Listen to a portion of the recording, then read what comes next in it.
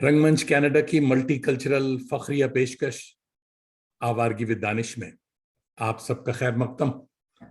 ساری دنیا میں آباد میرے کرم فرماؤں دوستوں، عزیزوں، شاگردوں اور فینس کو جاوید دانش کا کنیڈین آداب، میری جبین عقیدت سلام کہتی۔ ٹورانٹو کی ایک روشن صبح ہے، 1 ڈگری کی خنکی، رات فروسٹ بھی پڑی ہے، مگر بہار کا موسم ہے، ماہ مبین بھی ہے اور دعاؤں کا بھی موسم ہے۔ مسکرائیے کہ گھنٹہ بھر کے لیے صحیح آپ جاوید دانش کے ساتھ ہوں گے۔ آج آپ کی ملاقات ایک ہمہ جہت فنکار سے ہوا چاہتی ہے جسے فنون لطیفہ سے بھی لگاؤ ہے اور روحانی سفر پر بھی گامزن ہے۔ محترم سید ندیم شاہ شہر ٹورانٹو کے ایک جانے مانے فنکار ہیں۔ مجھے یہ افتخار حاصل ہے کہ میں ان کا ندیم بھی ہوں اور پرستار بھی ہوں۔ آئیے محترم ندیم شاہ بھائی کا استقبال اس شعر سے کرتے ہیں کہ یہ کون کہہ رہا ہے کہ منزل قریب ہے، یہ کون کہہ رہا ہے کہ منزل قریب ہے، کوئی چلے وہیں سے چلے تھے جہاں سے ہم۔ ویلکم ٹو آوارگی ود دانش محترم قبلہ ندیم بھائی، آداب۔ آداب میرے ہی کیا بلکہ ایک زمانے کے ہر دل عزیز ہمارے محترم جاوید دانش بھائی، میرے پاس الفاظ نہیں ہیں کہ میں کن لفظوں کا انتخاب کروں اور آپ کا شکریہ ادا کروں کہ آپ جیسی علم و دانش سے بھرپور شخصیت اور اتنی بڑے منچ کے اوپر آپ نے مجھے مدعو کر کے یقیناً میری عزت میں اضافہ فرمایا ہے، اور یہ میرے لیے ایک بہت باعث عزت اور باعث فخر بات ہے۔ آج کے یہ لمحات، آج کی یہ گھڑیاں اور ماہ مبارک رمضان، اور پھر جن حوالہ جات سے آپ نے مجھے یہاں پہ آج مدعو کیا ہے، میں تہہ دل سے آپ کے لیے، آپ کے خانوادے کے لیے دعا گو ہوں۔ آمین آمین۔ آپ کی محبت ہے بھائی، آپ کا خلوص ہے۔ اس سے پہلے کہ ہم گفت و شنید کا سلسلہ دراز کریں، آئیے کچھ دلچسپ تصویریں آپ کے سفر کی ہم دوستوں کے ساتھ شیئر کرنا چاہتے ہیں، تو لیٹ می شیئر۔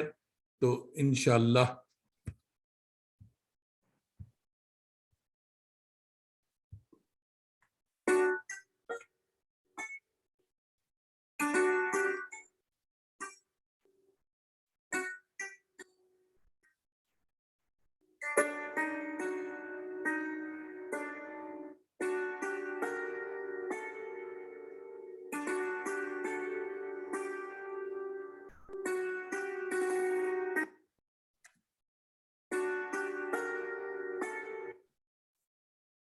خوش آمدید حضور والا۔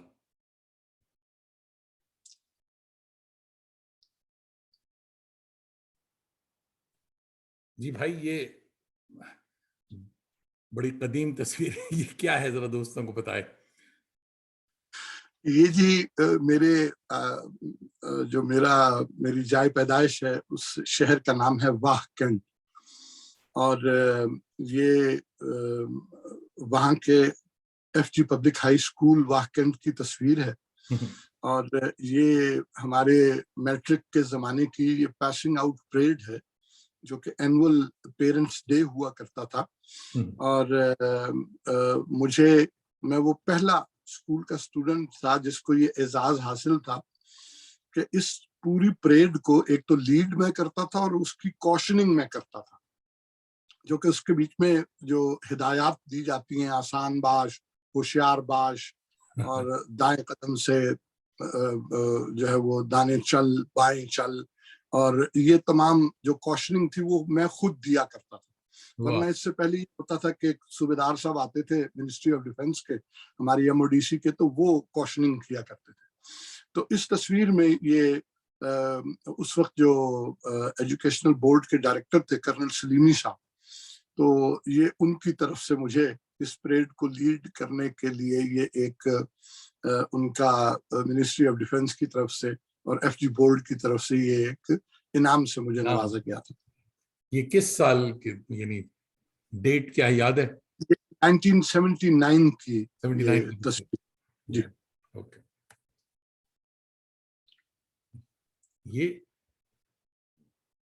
یہ تصویر میری پوری فیملی کی ہے جی. اور یہ جو یہاں پہ مرقد ہے جو قبر مبارک ہے یہ میری والدہ گرامی قدر کی ہے. اور اس میں میرے والد صاحب، میرے بڑے بھائی صاحبزادہ سید منظور الکونین صاحب، سید محمد جمیل صاحب، سید امین شاہ، میری 3 بہنیں، اور یہ سب سے چھوٹا جو اپنی والدہ کے مرقد کے کتبے کے ساتھ ہے یہ میں ہوں. اور اس وقت میرا سن تقریباً 1.25 سال کا تھا اور میری والدہ کی ہلاکت ہوئی تھی. اور یہ ان کی پہلی برسی پہ جو تھا وہ ہم وہاں پہ فاتح خوانی کے لیے پورا ہمارا خاندان جو تھا جمع تھا. خداوند غریق رحمت کرے بھائی، درجے بلند کرے. آمین. ماشاء اللہ. یہ کس سن کی تصویر؟ یہ بھی تقریباً 79-80 کی تصویر ہے. اور یہ جب میٹرک سے، ہائی اسکول سے جب ہم نکلے اور کالج کی طرف رواں تھے تو اس زمانے میں جو تھا وہ پاکستان آرڈننس فیکٹری کی اپنی ایک فٹ بال کی ٹیم تھی. تو میں فٹ بال کا بہت اچھا کھلاڑی تھا. تو مجھے اعزازی طور کے اوپر جو ہے وہ چونکہ میرا گھر جو تھا وہ اسٹیڈیم کے بالکل قریب تھا تو میں چل کے چلا جاتا تھا وہاں پہ. تو ان کو بھی ضرورت ہوتی تھی پی ایف کی ٹیم کے ساتھ ایک اوپوننٹ ٹیم بنانے کی. تو میں مخالف ٹیم میں کھیلتا تھا. تو اس میں ہوتا یہ تھا کہ میں چونکہ ڈیفینڈر تھا، رائٹ فل بیک تھا، تو ہم 3 شاہان تھے. تبسم شاہ جو تھے وہ centre back, left full back Tariq Shah, اور right full back Nadeem Shah. تو یہ ہماری ایک جوڑی ایسی تھی کہ ہم کسی کو گول نہیں کرنے دیتے تھے آسانی سے. تو اس کے اعزاز میں جو ہے وہ ہمیں پی ایف کی ٹیم کے بیچ میں بھی کھیلنے کا موقع ملتا تھا. تو یہ اس کا جو آئی ڈی کارڈ تھا یہ اس کی تصویر تھی.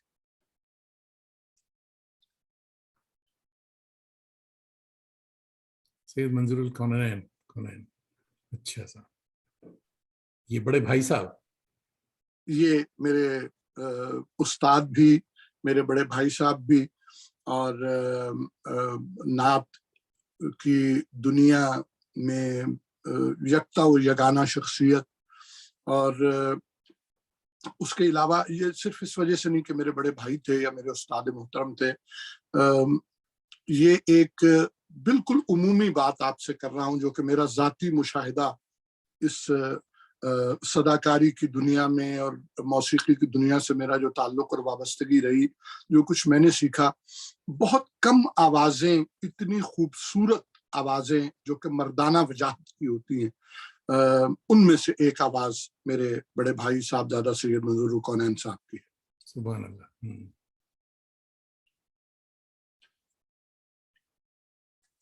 یہ صاحب؟ یہ میرے والد محترم، میرے والد بزرگوار سید یعقوب الحسن زیدی صاحب، inspector of weapons Pakistan ordnance factory, Pakistan کی آرڈننس فیکٹری میں جنہوں نے مشین گن اور G3 رائفل انسٹال کی اپنے دستے مبارک سے. 3 سال کی ٹریننگ کے لیے جرمنی بھیجے گئے. اور کیونکہ ایچھا پور فیکٹری جو کہ پارٹیشن سے پہلے کلکتہ کے پاس ایک آرڈننس فیکٹری تھی، وہاں پہ انسپیکٹر آف ویپن تھے. اور وہاں سے جب ہجرت کر کے پاکستان سیالکوٹ میں ان کی پوسٹنگ ہوئی تو اس کے بعد Wah cantt Pakistan ordnance factory مارز وجود میں آئی، وہاں پہ انسپیکٹر آف ویپن تھے. اور یہ تصویر جو ہے یہ 1985 کی ہے جب انہوں نے ایک کتاب لکھی، Islam and its message of peace. تو وہ کتاب چونکہ انگلش میں تھی تو وہ کسی طریقے سے وہ ہمارے واہکنڈ کے چرچ میں، پھر اس کے بعد وہ لاہور جو ہے وہ بھیجی گئی.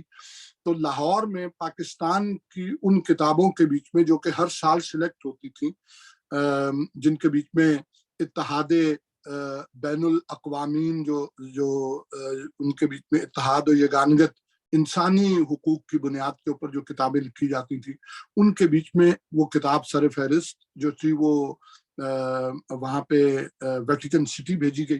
اور یہ پوپ جان پال ہیں جنہوں نے میرے والد صاحب کی اس کتاب کو پڑھنے کے بعد ان کو مدعو کیا اور یہ ویٹیکن سٹی میں جو ہے وہ اپنی طرف سے ایک حلہ جو تھا، ایک دستار، وہ پیش کر رہے ہیں میرے والد صاحب پوپ جان پال کو.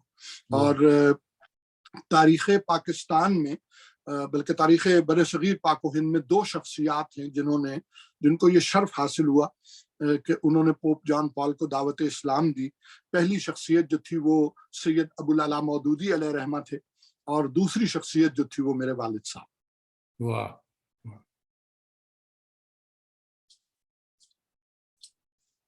جناب. یہ استاد نصرت فتح علی خان صاحب کے ساتھ آپ بیٹھے. جی ہاں، یہ نیو یارک سٹی کی میریٹ مارکس کی ایک تصویر ہے.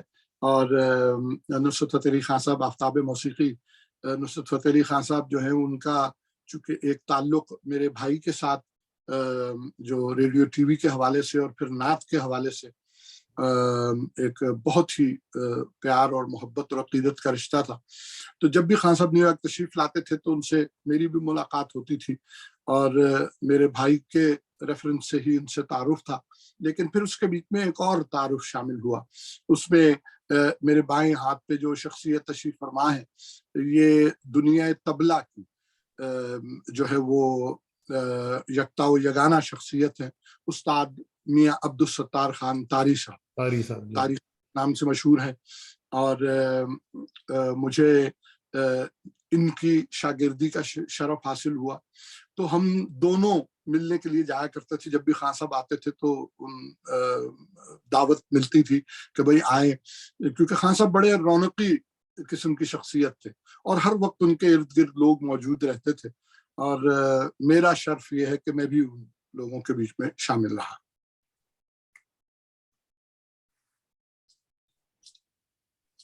ریڈیو پروگرام اب کر رہے تھے. یہ ریڈیو پروگرام جو تھا ریڈیو شام غزل، یہ ہم نے ایک غزل کلب یہاں پہ تشکیل دیا تھا، اور اس کے بیچ میں پاسٹر پیجی آئزک صاحب اور میں، ہم دونوں نے مل کے یہ بیڑا اٹھایا تھا. اور ایک تقریباً 3 سال کے عرصے تک وہ غزل کلب چلا اور بڑا سکسیسفل چلا. بڑے لمیٹڈ وہ دائرے کے بیچ میں، لیکن ہم نے جو بھی دام درہم سکونے ہو سکتا تھا ہم نے خدمت کی غزل کی. اور اس کے سلسلے میں ہم نے ہر ہفتے کو 101.3 FM کے اوپر 2 گھنٹے کا یہ پروگرام جو تھا وہ ہم نے نشر کیا. اور اس کے بیچ میں اساتذہ کا کلام اور اساتذہ کی ہی آواز کے بیچ میں لوگوں تک اچھے شعراء کا کلام جو تھا وہ پہنچانے کی کوشش کی. واہ. یہ شہنشاہ غزل مہدی حسن خان صاحب کے فرزند ارجمند کامران مہدی حسن، اور یہ یہاں پہ ایک دربار تھیٹر کے نام سے ایک جگہ جو تھی وہ حاصل کی گئی تھی کہ جہاں پہ ہر شام وہاں پہ محفل غزل ہوا کرتی تھی، اور اچھے شعراء جو تھے ان کو بلا کے ان کے ساتھ نشست کی جاتی تھی. اور پھر ایک غزل آرٹسٹ جو تھے جو کہ جن کو مدعو کیا جاتا تھا امریکہ کینیڈا سے باہر سے، اور ان کو بلا کے ان کے ساتھ ایک شام منائی جاتی تھی.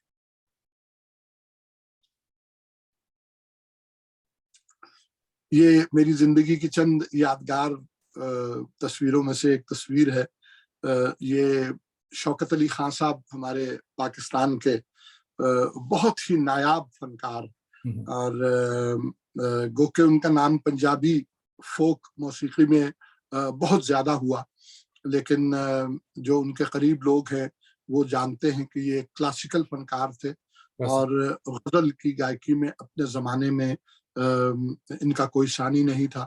اور یہ جب کینیڈا تشریف لائے تو ہمارے انٹرنیشنل پروڈیوسر اقبال محل صاحب نے ایک تقریب رکھی تھی جس کے مہمان خصوصی حضرت سہیل رانا صاحب تھے، اور شہر کی بہت مشہور و معروف شخصیات اس میں مدعو تھی، اور مجھے اعزاز ہوا ان کے ساتھ سنگت کرنے کا. ملکہ غزل منی بیگم صاحبہ، اور میری زندگی میں جتنے فنکاروں سے ملا، ایک بہت ہی شفیق اور ایک انتہائی نفیس شخصیت.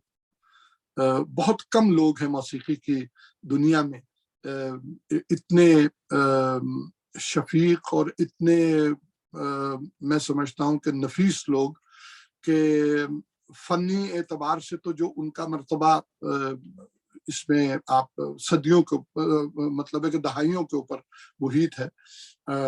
پچھلی صدی سے بھی ان کا نصف صدی سے لوگ ان کے فن سے مستفیض ہوئے.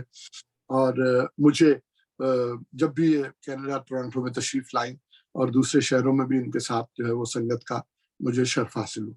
اس پروگرام میں تھا آپ کو میں سن رہا تھا. اچھا ماشاء میپل بینکویٹ ہال.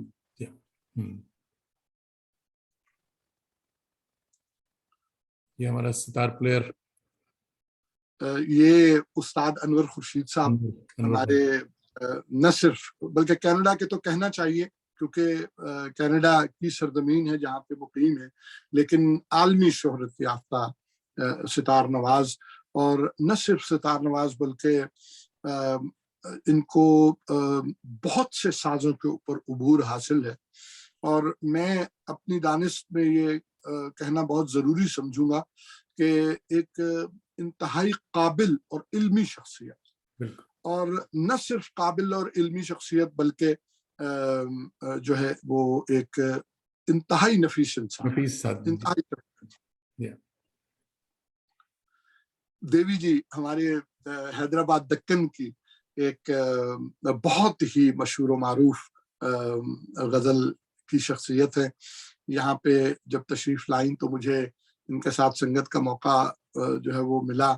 ہمارے خواجو بھائی خواجہ نواب جو ہے وہ حیدرآباد دکن کی کمیونٹی کی مشہور و معروف شخصیت، تو انہوں نے مجھے ان کے ساتھ سنگت کا وہ موقع جو تھا وہ عطا کیا. آپ ہمارے یہاں بھی لے کے آئے تھے ان کو. بہت جی بالکل بہت اچھی. بالکل.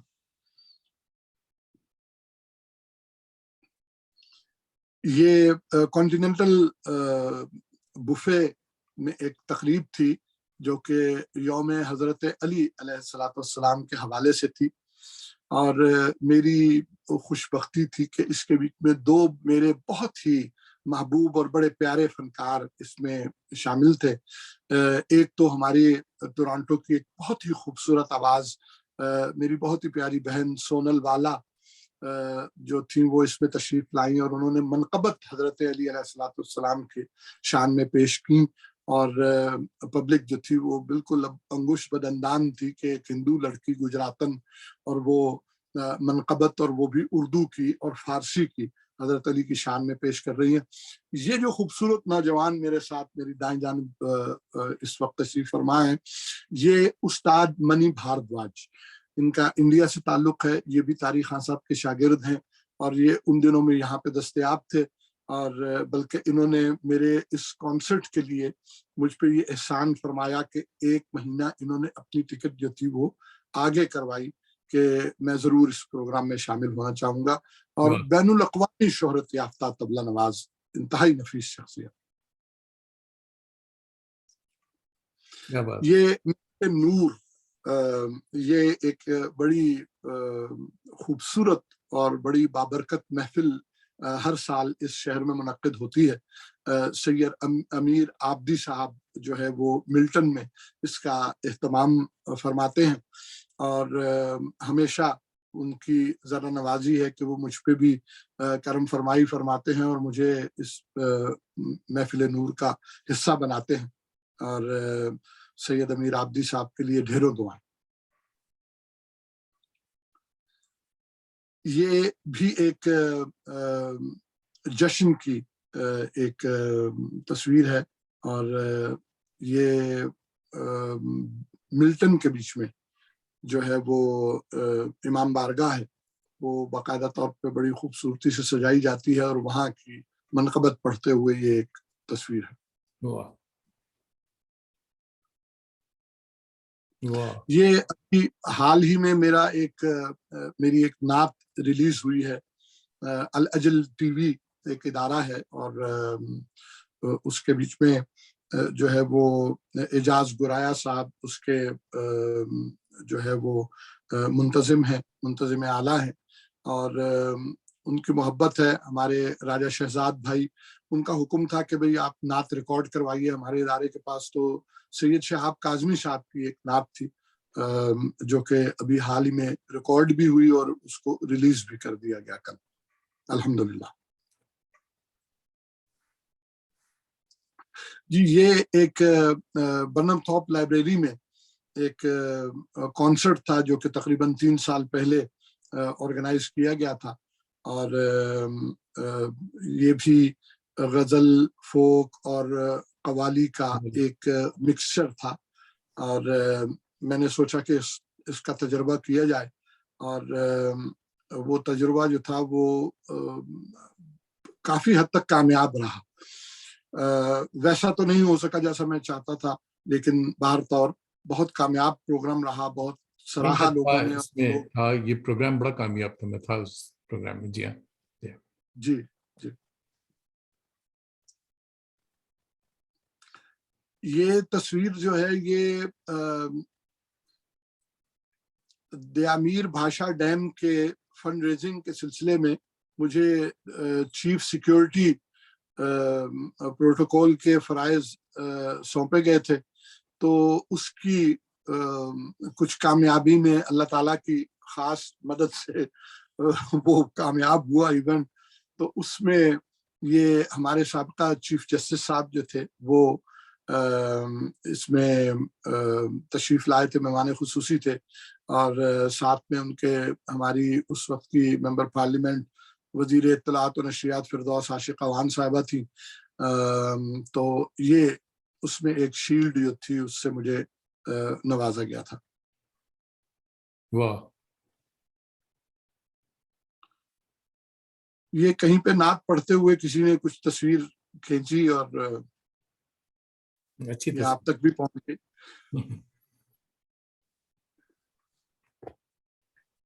اچھا جناب، یہ سفر بڑا خوبصورت، یہاں ہم اسے روکتے ہیں. اور سب سے پہلے ایک بڑا فارمولا سوال میں تمام اپنے مہمان جن سے بات چیت ہوتی ہے ان سے کیا کرتا ہوں. صاحب، یہ جو وبا گلا بلا جو کچھ جس سے ہم گزرے، کووڈ-19 22 ہو گیا، تو یہ آپ کے لیے رحمت تھی یا زحمت؟ کیسا تجربہ آپ کا تھا ایز اے فنکار؟ اس میں جاوید بھائی، میں خود چونکہ اس بیماری سے متاثر ہوا، اور 17 مارچ 2020 کو میں انفیکٹڈ ہوا اس وائرس سے. اس زمانے میں ڈور ڈیش کا کام کیا کرتا تھا، یہ فوڈ ڈیلیوری کا، ٹورانٹو میں. تو اس زمانے میں چونکہ سبھی لوگ اس کا مذاق اڑانے پہ تلے ہوئے تھے، تو حالانکہ ہمیں کمپنی کی طرف سے انسٹرکشنز تھی کہ ماسک ہر وقت جو ہے وہ رہنا چاہیے، اور لیکن اس میں جو سب سے جو ماحول اس وقت کریٹ کیا ہوا تھا ایک سوشل میڈیا نے، اور ایک کیمپین جاری تھی اس کے خلاف، تو لوگوں نے اس کو اس طرح سے سیریسلی نہیں لیا. تو میں بھی اس وبا کا شکار ہوا، اور 23 دن میں سے میں سمجھتا ہوں کہ تقریباً 12 دن میں زندگی موت کی کشمکش میں رہا، اور میں نے اس کو باقاعدہ فائٹ کیا. اور اس میں سے جب میں گزرا تو اس وقت مجھے یہ احساس ہوا کہ نہیں، یہ جتنا کچھ بھی اس کے خلاف کہا جا رہا ہے، جو نیگیٹو پروپیگنڈا کیا جا رہا ہے، اس میں کچھ حقیقت نہیں ہے. یہ واقعی ایک جان لیوا مرض ہے، اور اللہ تبارک و تعالیٰ کی بڑی خاص عنایت رہی، شامل حال رہی. اور میری ذاتی طور پہ جو عبادات، جو کہ میں لائیو فیس بک کے اوپر آ کے جو ہر شب جمعہ کو، اور جب بھی مجھے موقع ملتا ہے تو میں لوگوں کو بھی اس میں شامل کرتا ہوں، اور اپنے مرحومین کی اور لوگوں کے مرحومین کے اصالِ ثواب کے لیے دعا کرتا ہوں. تو وہ تقریباً 1 سے 1.5 گھنٹے کی ٹرانسمیشن ہوتی ہے، جس میں تمام سورہ یاسین کی تلاوت ہو گئی، حدیث قصہ کی تلاوت ہو گئی، دعائے گنج العرش ہو گئی، اور اس میں اور مناجات جو ہے وہ اس کی تلاوت. تو یہ 23 دن میرے جو تھے وہ ان عبادات نے مجھے اس پورے اس وبا سے جو ہے وہ نجات دلائی، کیونکہ میرے ساتھ میرا فون رکھا ہوتا تھا اور فون پہ وہی پلے ہوتا رہتا تھا. بعض اوقات تو میں پلے نہیں کرتا تھا، جب پلے کرتا تھا تو وہ ایک کے بعد دوسری ویڈیو سے تیسری ویڈیو چلتے چلتے تو وہ دن گزر جاتا تھا. تو الحمدللہ ثم الحمدللہ صدقہ محمد آل محمد علیہ الصلوۃ والسلام کی ذوات مقدسہ کے میں خود اس بیماری سے مجھے نجات ملی. مجھے یاد ہے آپ سے فون پہ بات ہوئی ہے اس دوران. جی ہاں بالکل، آپ نے بہت مرتبہ فون پہ جو ہے وہ میری تیمارداری کی اور کرم فرمائی کی، اور ہر طریقے سے آپ نے کہا کسی چیز کی ضرورت، لیکن آپ کو پتا ہے کہ وہ بیماری کا عالم ہی ایسا ہے کہ اس میں تو کسی کا مدد کو آنا بھی جو ہے وہ باعث زحمت بن سکتا ہے. تو اس لیے میں نے اجتناب کیا اس چیز سے، اور سب کو میں نے درخواست کی کہ بھائی اس میں تو خیریت معلوم کرنے کے لیے آنا بھی جو ہے وہ خطرے سے خالی نہیں. صاحب آج ماشاءاللہ آپ ایک بڑے سنجیدہ اور بھاری بھرکم فنکار ہیں. فن اور صحت دونوں کے حساب سے تو دوسرا ثانی نہیں ہے ٹورانٹو میں. تو اللہ کا بڑا کرم ہے آپ کے ساتھ. مگر بچپن ہے جو تصویریں ہم نے دیکھی اور جو مجھے یاد ہے کہ 80s میں جب میں پہلی بار آپ کو ملا تھا، تو اب بچپن کیسا تھا آپ کا اور کہاں گزرے یہ بتائیے. بچپن واہ کینٹ میں، میری پیدائش واہ کینٹ کی ہے، اور ایک انتہائی مذہبی اور علمی گھرانے میں میری پیدائش ہوئی. اور ہمارا خاندان جو ہے وہ خاندان زیدیہ، ہمارا شجرہ جو ہے وہ گلبرگہ شریف حیدرآباد دکن کے پاس ایک علاقہ ہے، وہاں سے ہمارا تعلق ہے. اور پارٹیشن کے بعد جب پاکستان میں ہجرت کر کے ہمارے بزرگ تشریف لائے تو ہمارے خاندان کے بیچ میں 3 چیزیں بڑی جو کہ ہمارا ورثہ بھی سمجھا جا سکتا ہے، ترہ امتیاز بھی سمجھا جا سکتا ہے، جس کے بیچ میں حکمت، فن خطاطی اور دین کی تبلیغ. اور دین کی تبلیغ جو کہنا چاہیے کہ بغیر کسی صلہ ستائش. اور اس کے بیچ میں آج بھی ہمارا خاندان جو ہے وہ الحمدللہ پاکستان کے بیچ میں مشہور و معروف ہے. اور والد صاحب چونکہ ان کا رجحان جو تھا وہ زیادہ مذہب کی طرف تو تھا، صاحب مطالعہ شخصیت تھے، لیکن وہ چونکہ آرڈیننس کے بیچ میں، آپ کو جیسے میں نے ذکر کیا کہ ایچھا پور فیکٹری میں جو ہے وہ انسپیکٹر آف ویپن تعین ہوئے اور وہاں پہ خدمات سر انجام دی، تو پاکستان آ کے بھی ان کو یہی منصب ملا. اور ان کا جو گھر کا جو ایک پروٹوکول تھا وہ سب سے پہلے صبح وہ خود اذان دیا کرتے تھے، اور پورا خاندان جو تھا وہ باوضو ہو کے ان کے پیچھے نماز پڑھتا تھا. پھر اس کے بعد ایک پون گھنٹے کا درس قرآن کا، تفسیر قرآن کا سیشن ہوتا تھا، جو کہ ہمارے والد صاحب ہمیں تفسیر پڑھایا کرتے تھے. اور اس کے بعد میرے بڑے بھائی جو تھے ان کو انہوں نے نعت کی طرف رغبت دلائی. تو سب سے پہلے ان کی جو نعت کی پرفارمنس تھی وہ ایچھا پور میں تھی، اور وہ اس وقت ان کا سن جو تھا وہ 4 سال تھا. تو انہوں نے ان کو ایک حضرت مولانا الطاف حسین حالی صاحب کا کلام ایک یاد کروایا، اور آل انڈیا مسلم لیگ جو تھی اس کے پہلے جلسے کے بیچ میں میرے بھائی نے وہ کلام جو تھا وہ پڑھا. تو اس کے بعد میرے بھائی کا نعت کی طرف رجحان ہوا، اور مجھے میرے والد صاحب نے قرأت کی تعلیم جو تھی وہ دی.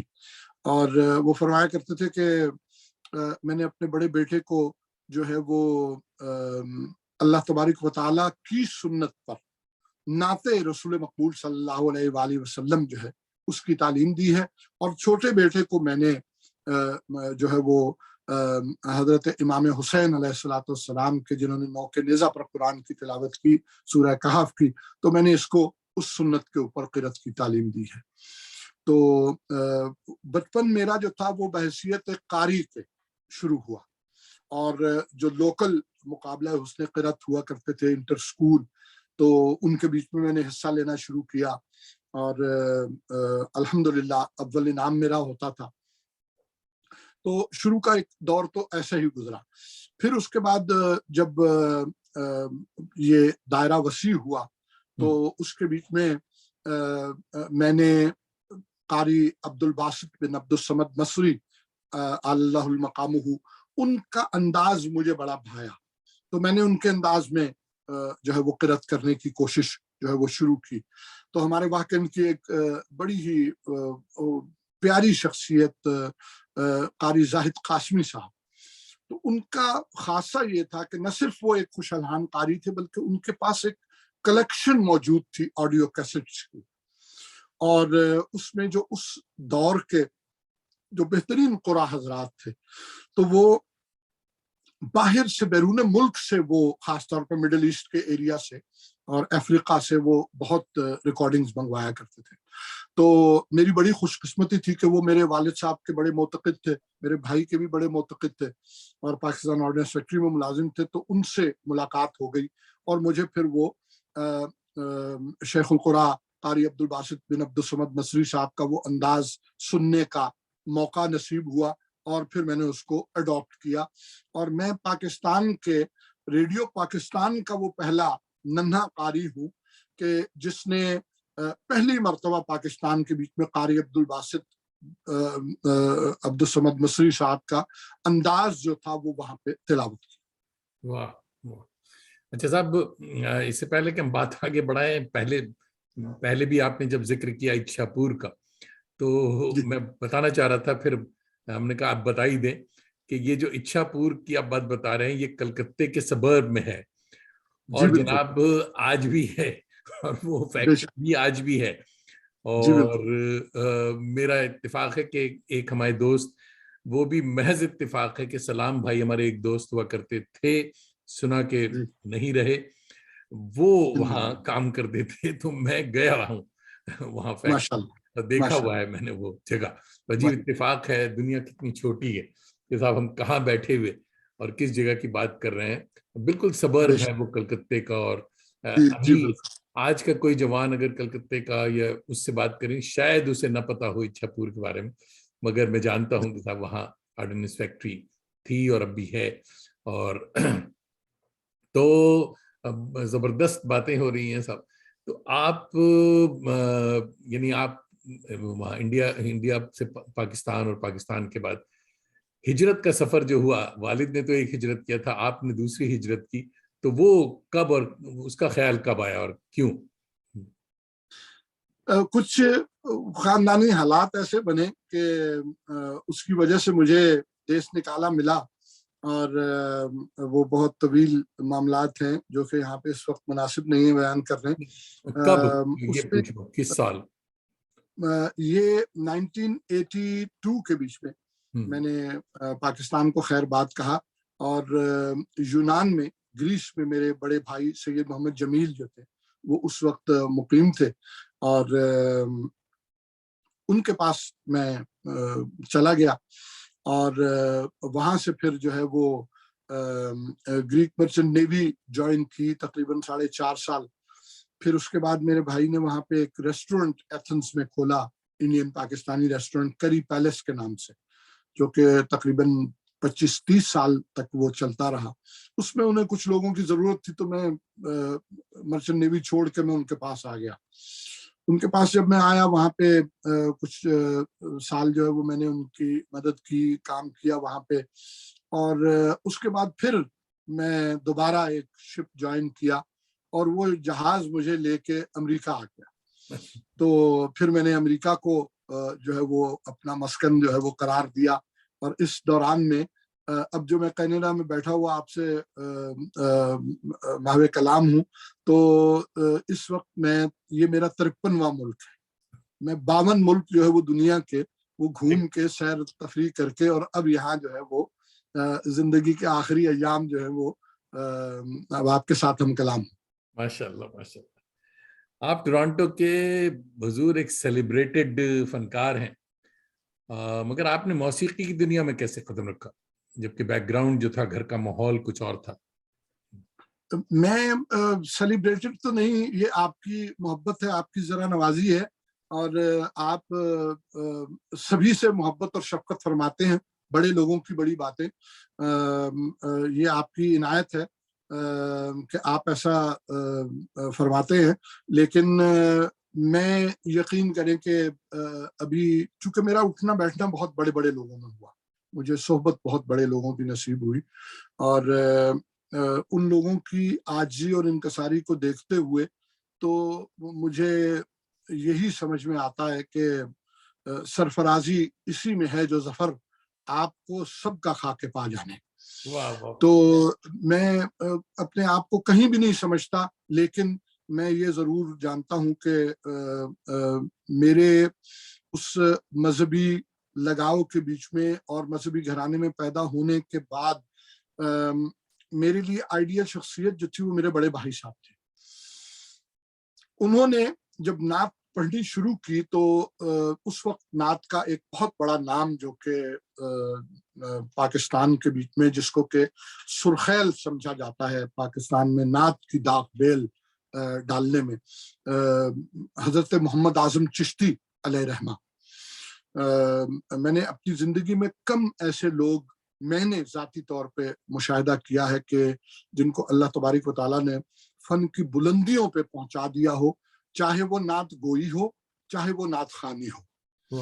تو وہ ایک زمانہ تھا کہ جس زمانے میں کسی بھی مذہبی جلسے کی جو کامیابی کی ضمانت تھی وہ سمجھا جاتا تھا میرے چچا صاحبزادہ سید افتخار الحسن زہری صاحب کا خطاب اور محمد اعظم چشتی علیہ رحمہ کی نعت. تو لوگ جو تھے وہ جوق در جوق ریل گاڑیوں پر سفر کر کے آیا کرتے تھے کہ وہ اس زمانے میں تو ایک اشتہار ہی لگتا تھا، پوسٹر بہت بڑے بڑے پوسٹر ہوتے تھے تو وہ مختلف شہروں میں لگا دیے جاتے تھے. تو لوگ تو علاقائی آتے ہی تھے، لیکن باہر سے لوگ ضرور آتے تھے کہ یار صاحبزادہ صاحب خطاب فرمائیں گے، افتخار الحسن شاہ صاحب اور محمد اعظم چشتی نعت پڑھیں گے. تو میرے بھائی جو تھے وہ شروع میں انہوں نے محمد اعظم چشتی صاحب کے انداز میں نعت پڑھنی شروع کی. تو ریڈیو میں ایک دن وہ نعت ریکارڈ کروا کے اسٹوڈیو سے باہر آئے تو جو پروڈیوسر تھے انہوں نے ان سے کہا کہ کونین بیٹا محمد اعظم چشتی تو ابھی زندہ ہیں، حیات ہیں، پڑھ رہے ہیں، تو ان کی موجودگی میں آپ ان کی نعت کو بہت بھی اچھا کر کے پڑھ لیں گے تو کتنا اچھا کر کے پڑھ لیں گے، اوریجنل تو موجود ہے، تو بیٹا اپنا انداز پیدا کرو. تو میرے بھائی نے اس وقت ان کا سن اس وقت تقریباً 17 سال تھا، تو اس وقت انہوں نے پھر ایک اپنا رستہ الگ کیا، اور اس الگ رستے کے بیچ میں ان کی جو کامیابی کی ضمانت تھی وہ یہ تھی کہ میں ایک دن اپنے چچا حضور کے گھر پہ محمد اعظم چشتی صاحب علیہ رحمہ مہمان تھے، تو وہ ہماری چچا زاد بہن بھاگی بھاگی آئیں کہ وہ بھائی جان کونین کی نعت آ رہی ہے ٹیلی ویژن پہ، بھائی جان کونین کی نعت. تو میرے چچا بھی اور محمد اعظم چشتی علیہ رحمہ بھی اٹھے اور اٹھ کے اس فیملی روم میں تشریف لائے اور بیٹھ کے نعت سنی. تو جب انہوں نے نعت سنی تو مجھے آج بھی میری سماعت میں وہ محفوظ ہیں جملے محمد اعظم چشتی علیہ رحمہ کے، کہ انہوں نے کہا کہ اس شخص نے پاکستان میں دنیا نعت کو ایک کلاسیکل اور نیا انداز دیا. تو یہ بہت بڑا اعزاز تھا. تو اس دور کے بیچ میں اس انداز کو اپنانے کے لیے اور ایجاد کرنے کے لیے یہ بہت ضروری تھا کہ یہ جو فن ہے اس کے بیچ میں جو کلاسیکی انداز جو درکار ہے اس کی تعلیم حاصل کی جائے. تو میرے بڑے بھائی صاحب نے، صاحبزادہ سید منظور الکونین صاحب نے، شام 84 گھرانے کے ایک بہت بڑے استاد حضرت نیاز حسین شامی جو تھے ان کی شاگردی کی باقاعدہ، اور ان سے کلاسیکی موسیقی کی تعلیم حاصل کی. اور اس کلاسیکی موسیقی کی تعلیم کا یہ نتیجہ ہے کہ جتنی بھی کلاسیکل نعتیں ہیں جو کہ باقاعدہ جس کے بیچ میں آپ کو راگداری بھی نظر آئے گی، اس کے بیچ میں آپ کو تان، پلٹا، کن، موہرا اور یہ تمام چیزیں جو ہیں یہ آپ کو اس کے بیچ میں खूबसूरती से पिरोई हुई नजर आएंगी। तो वो जो दौर था, उस दौर के बीच में क्लासिकल फनकारों के साथ उनकी नशिस्त बर्खास्त, उनका वीकेंड में आना, वहां पे कॉन्सर्ट्स ऑर्गेनाइज होने, तो चूंकि मेरे भाई का ताल्लुक रेडियो टीवी से था तो उन्हीं से मदद ली जाती थी। जब भी कोई कॉन्सर्ट, कोई प्रोग्राम ऑर्गेनाइज होता था तो वो राब्ता जो फनकारों के दरमियान था वो मेरे भाई थे, और उनसे फनकारों की दोस्ती, उन फनकारों का हमारे घर पर भी आना, और उनको बचपन में देखना कि ये लोग क्या करते हैं। तो एक तो ये मेरा एक तारुफ था क्लासिकी मौसीकी और लाइट क्लासिकी मौसीकी और फोक मौसीकी के हवाले से। और जब मैं न्यूयॉर्क में आया तो वहां पे मेरी मुलाकात शहनशाह गजल मेहदी हसन खान साहब तशरीफ लाए, उनका कॉन्सर्ट था रूजवेल्ट होटल में, जो कि पाकिस्तानी सफारत खाने की जानिब से ऑर्गेनाइज था। तो उनके साथ तबले पे तशरीफ लाए उस्ताद मियां अब्दुल सत्तार खान तारी साहब।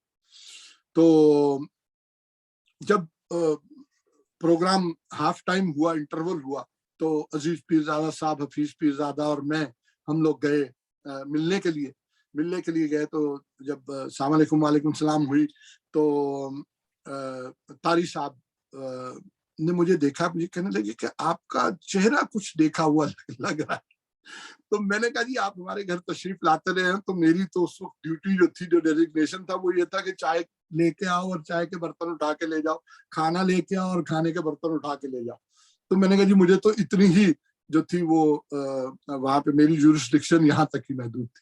तो मैंने भाईजान का नाम लिया, तो बड़े पुरतपाक अंदाज में मिले, खान साहब के पास दोबारा लेके गए, खान साहब से कहा कि ये अपना हमारे वो भाई मंजूरुल कौनैन साहब नात पढ़ते हैं जो रेडियो टीवी में।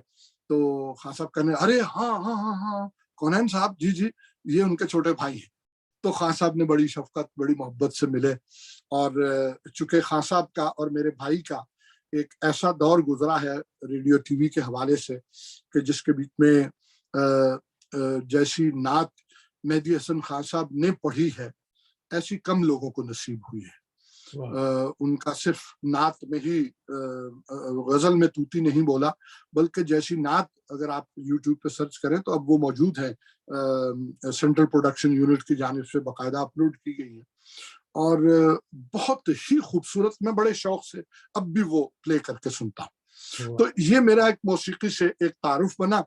और फिर उसके बाद तारी साहब जब भी न्यूयॉर्क आते थे, तशरीफ लाते थे, तो उनके साथ जो है वो हमारी बैठकें होती थी सारी सारी रात की।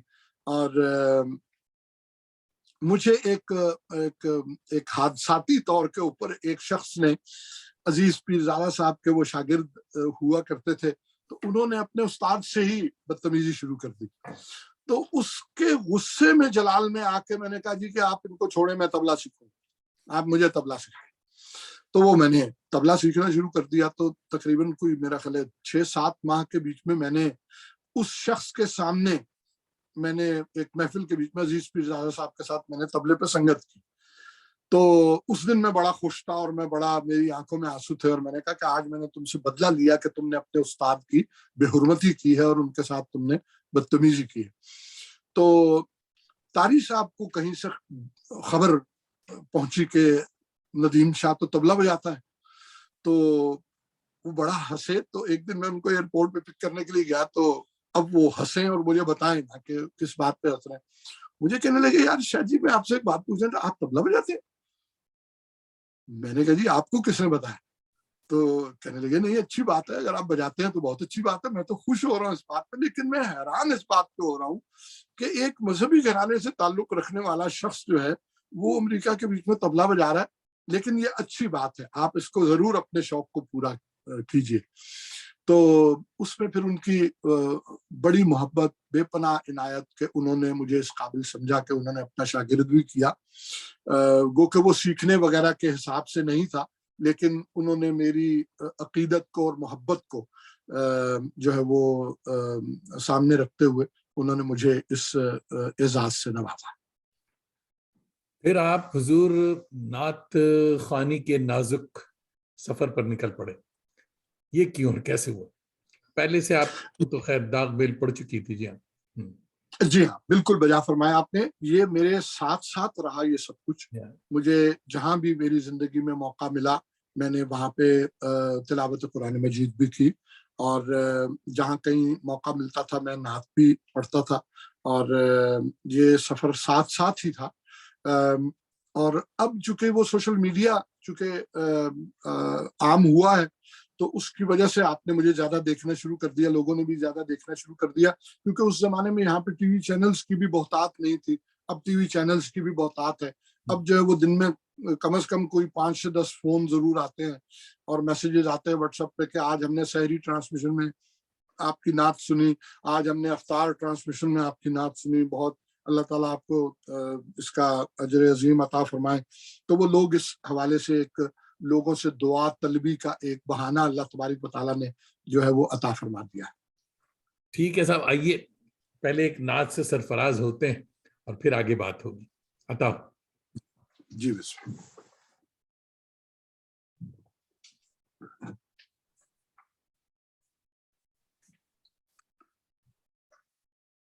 آپ کا صدقہ ہے دنیا،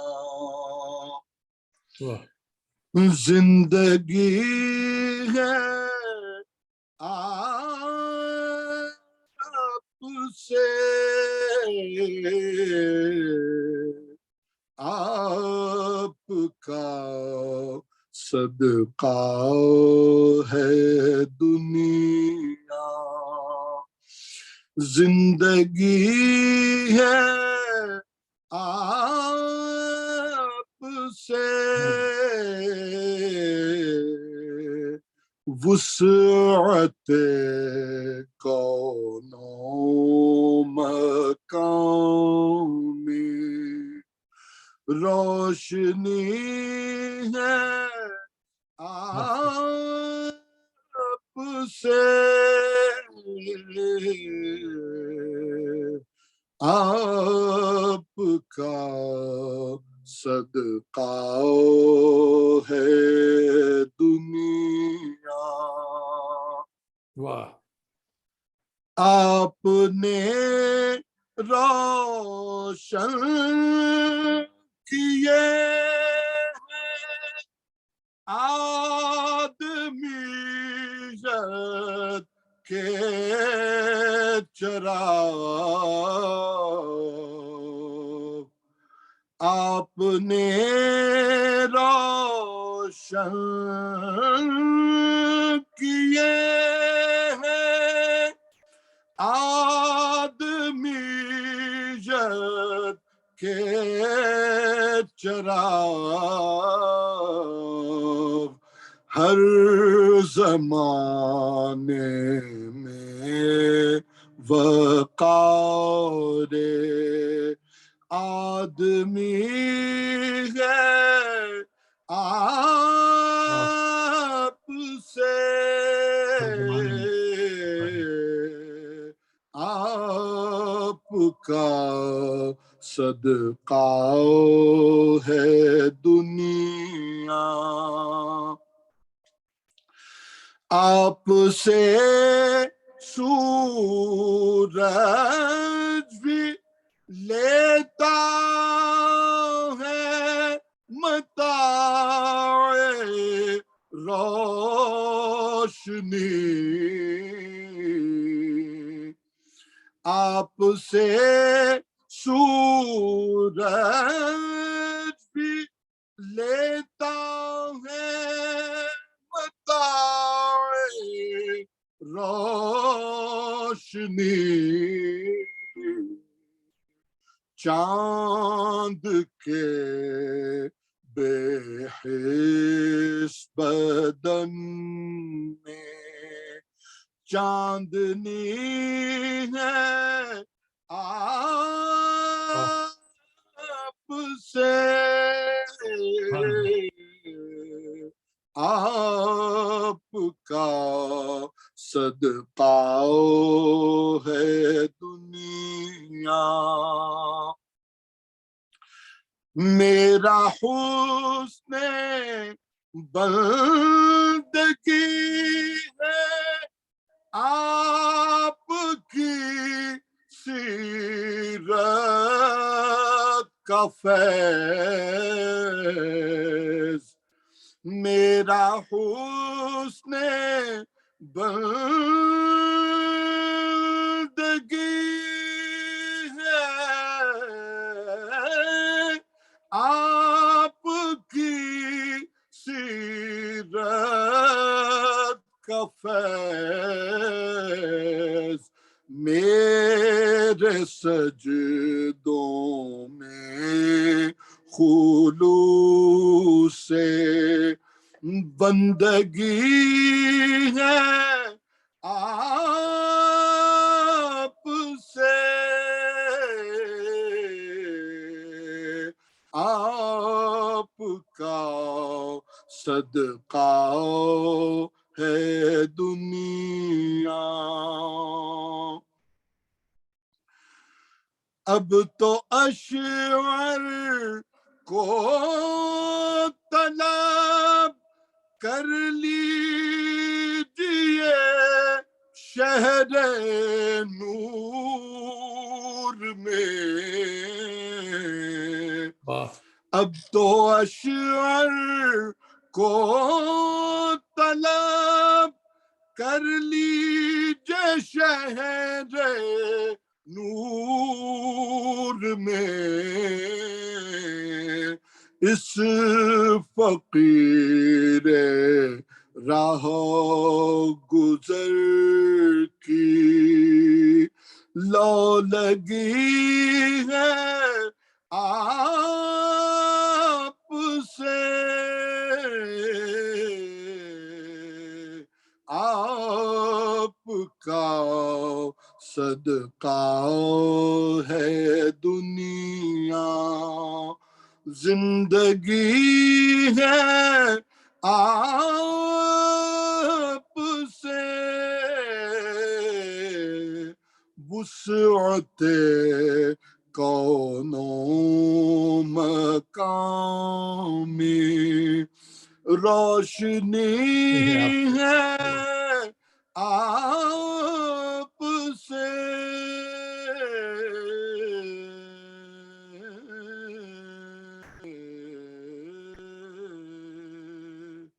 سبحان اللہ سبحان اللہ واہ واہ واہ کیا بات بڑی بات صاحب نعت گوئی جو ہے یہ ایک بہت ہی نازک فن ہے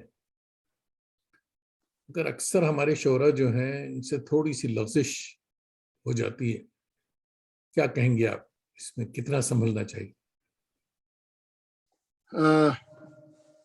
جاوید دانش صاحب آپ علم و دانش کی ایک مستند شخصیت ہیں اور یہ سوال آپ جیسی شخصیت ہی کر سکتی ہے اس معاملے کی نزاکت اور اس کی اہمیت کو جاننا اور سمجھنا بہت ضروری ہے بہت ضروری اس کی وجہ یہ ہے کہ میں اپنے بہت ہی محدود جو ہے علمی سطح کے اوپر اس بات کو آج تک سمجھ پایا ہوں اور میں نے اس کے اوپر بہت تفکر اور تدبر کرنے کی کوشش کی ہے کیونکہ سب سے پہلا نعت گو شاعر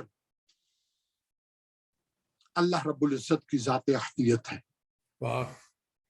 کہ اللہ تبارک و تعالیٰ نے جب وَالضُّحَىٰ وَاللَّيْلِ اِذَا سَجَا کہا یا ایہا المزمل قم اللیل الا قلیلا جب یہ آپ قرآن مجید کی جب میں ان آیات کی تلاوت کرتا ہوں تو بہت عرصے کے بعد مجھے قرأت کرتے ہوئے بہت عرصہ گزر گیا اور کم و بیش کوئی 1000 مرتبہ سے زیادہ قرآن مجید کا میں پورا دورہ کر چکا ہوں لیکن جب میں نے بچوں کو قرآن شریف کی تعلیم دینی شروع کی تو چونکہ میں پیچھے کھڑا ہوتا تھا اور وہ سامنے بیٹھے پڑھ رہے ہوتے تھے تو مجھے وہ موقع اللہ تبارک و تعالیٰ نے عطا فرمایا کہ میں نے اس نقطے پر غور کرنا شروع کیا کہ سب سے پہلی نعت جو ہے وہ تو اللہ رب العزت نے کہی ہے تو اللہ رب العزت نے نہ تو کہیں اپنے محبوب ختم مرتبہ صلی اللہ علیہ وآلہ وسلم کی ذات اقدس کو تو تڑاک کر کے مخاطب کیا ہے اور نہ ہی ایک سطحی طور پہ کوئی مثال دینے کی کوشش کی ہے جب بھی اس نے مخاطب کیا ہے تو رحمت للعالمین کہہ کے مخاطب کیا ہے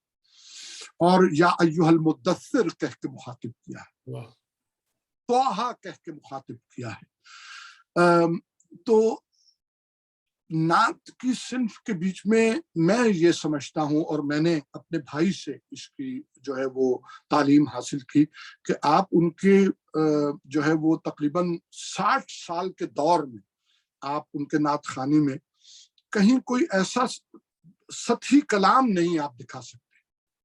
आपको एक से एक खूबसूरत कलाम मिलेगा, और उसके बीच में वो तो खैर सारी जिंदगी उन्होंने इसी के ऊपर जिहाद किया, कि एक तो ये जो वो रिवाज चल पड़ा था कि फिल्मी गानों की तर्जों के ऊपर नाते पढ़नी शुरू कर दी जाती थी, और मसलन इंडियन फिल्म का एक गाना रिलीज हुआ मोहम्मद रफी साहब की आवाज में, मैंने पूछा चांद से कि देखा है कहीं मेरे यार सा हंसी, चांद ने कहा चांदनी की कसम नहीं नहीं नहीं। बहुत खूबसूरत गाना है, बहुत अच्छी शायरी है अपने महबूब के लिए, लेकिन अब उसका रिएक्शन देखिए। अब दूसरी तरफ उस तस्वीर का दूसरा रुख क्या है कि महफिल मिलाद के बीच में एक साहब तशरीफ लाए, और खैर उन्होंने तो बाद में ये काम किया, सबसे पहले अपना गुलाम फरीद हाजी गुलाम फरीद साबरी साहब, मकबूल फरीद साबरी साहब मरहूम जो थे, उन्होंने सबसे पहले ये कारनामा सर अंजाम दिया। उन्होंने कवाली तरतीब दी, मैंने पूछा चांद से कि देखा है कहीं सरकार सा हंसी, चांद ने कहा चांदनी की कसम नहीं नहीं नहीं। तो अब उधर वो फिल्मी गाना चल रहा है, इधर ये महफिल समा में ये कवाली मशहूर हो रही है, और चूंकि वो उस वक्त सिक्का राइजुल वक्त थे तो उसकी दाग बेल पड़ी। तो वो पहली मर्तबा मैं एक मिलाद में नात पढ़ने के लिए गया, तो वहां पे देखा तो एक नात खान वही कलाम जो था वो पेश फरमा रहे थे। तो मेरे भाई ने इसके खिलाफ जहाद किया, आखिरी उम्र तक जहाद किया, और मैं भी यही समझता हूँ कि मैंने अपनी जिंदगी में एक मरतबा मुझे बदर मुनीर चौधरी साहब ने हुक्म दिया कि जी वो करम मांगता हूँ अता मांगता हूँ, एक बहुत अच्छी दुआ है, तो ये आप जो है ये पढ़ दीजिए। तो वो मजबूरन मुझे उनके हुक्म की तामील करनी पड़ी, वरना उसके अलावा मैंने कभी किसी फिल्मी गाने की तरस के ऊपर मैं अपनी टूटी फूटी बहुत ही मतलब है कि जिसको एक अनाड़ी सी तर्ज कह लीजिए बना के मैं नात पढ़ लेता हूँ, बजाय इसके कि मैं किसी फिल्म के गाने से या किसी गजल की तरफ से इस्तेफादा करूं। इसके बीच में शुआराए कराम को भी, पढ़ने वालों को भी इस बात का खास तौर पे एहतमाम करना चाहिए। जितने असातिज़ा अपने शागिर्दों को सिखाते हैं, उनको सबसे पहले तो नात की फजीलत बयान करनी चाहिए, उसकी अहमियत बयान करनी चाहिए, उसके बीच में जो पाकीज़गी का और तहारत का और जो खुलूस नीयत का और खुलूस अकीदा का जो अंसर है, उसके ऊपर बहुत ही तफसील के साथ रोशनी डालनी चाहिए ताकि कोई इबहाम बाकी ना बचे। और मैं खुद इसका एहतमाम करता हूँ। मैं जाती तौर पे इस चीज को बहुत जरूरी समझता हूँ कि एक साहब से मेरा मुकालमा हुआ और उन्होंने एक फिल्मी गाने की तर्ज के ऊपर एक कलाम पढ़ा, तो मैंने उनको दाद दी तो वो चूंकि तर्ज जो थी वो लता मंगेशकर जी की थी, और मैंने उनसे कहा, मैंने कहा हुजूर सुभान अल्लाह, आपने तो लता मंगेशकर जी की याद ताज़ा कर दी। तो अब इसके ऊपर पूरी महफिल जो थी वो गुलो गुलजार बन गई, तो उनको बहुत बुरा मालूम हुआ। तो मैंने उनसे दस्तबदस्ता ये दरख्वास्त की, मैंने कहा ये जो आपको अभी इस वक्त जो गुस्सा आया है, मैं चाहता था कि ये आए, क्योंकि अब जब आपका गुस्सा ठंडा होगा तो आप अपनी तन्हाई में ये जरूर सोचेंगे कि यार ये इस शख्स ने मुझ पर ये फिक्रा क्यों कसा। और मैंने कहा जब आप इस मामले की तह तक पहुंच जाएंगे तो मेरी जो है उस मेहनत का फल मुझे मिल जाएगा।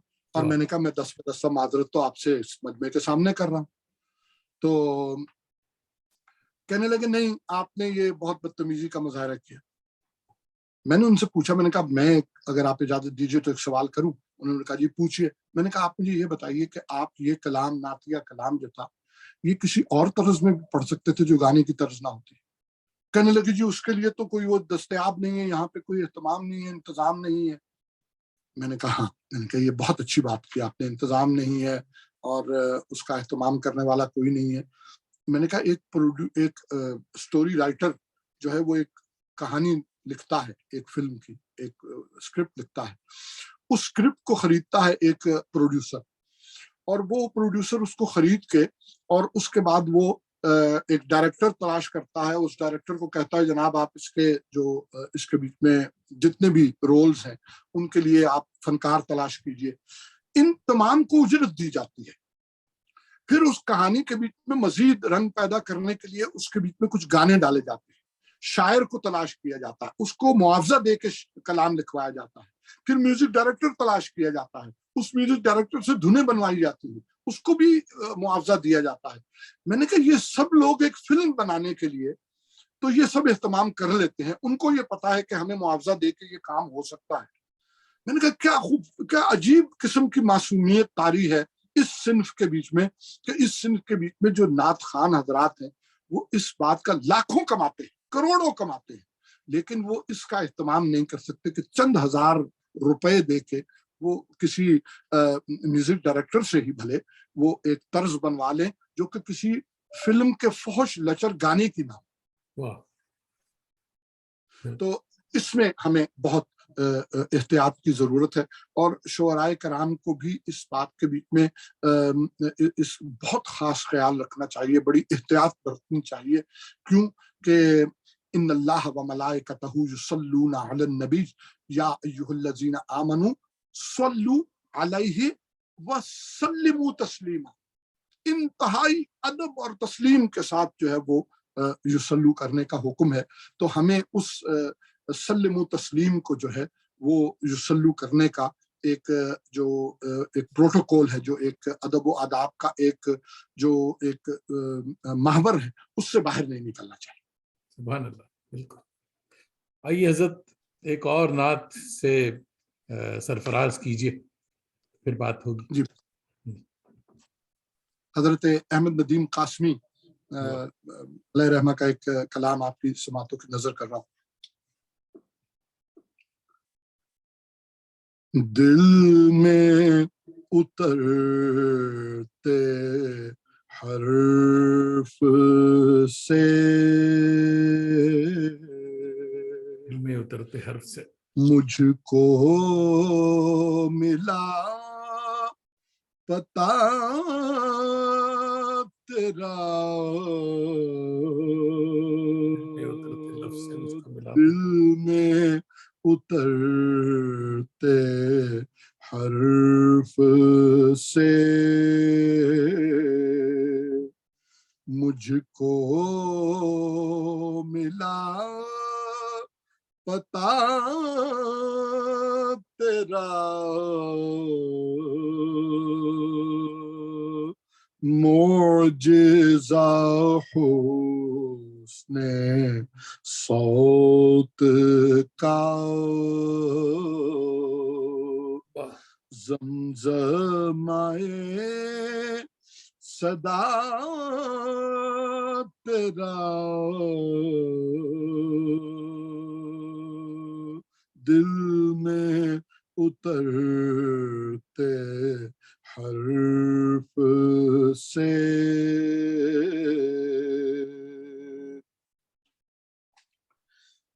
اے میرے شاہ شرق و غرب نانے جبیں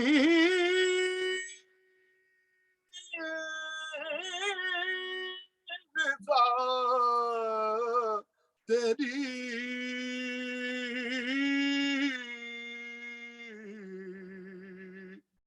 اے میرے شاہ شرق و غرب نانے جبیں غذا تیری,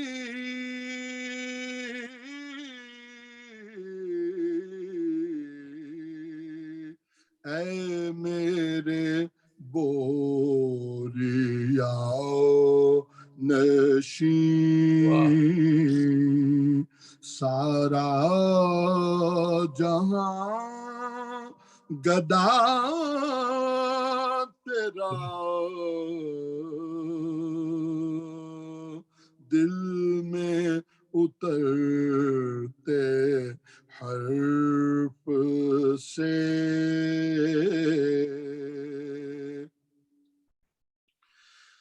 میرا تو کائنات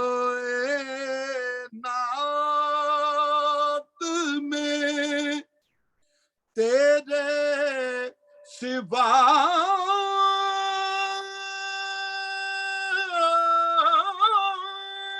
کوئی نہیں،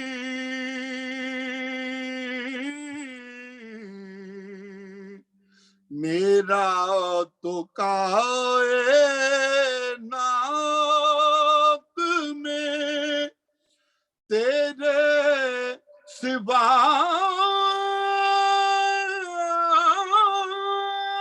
کوئی نہیں،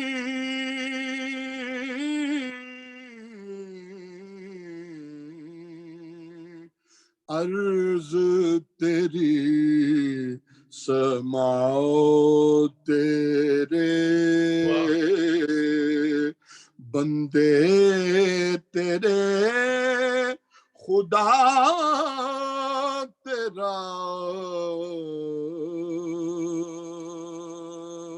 دل میں اترتے حرف سے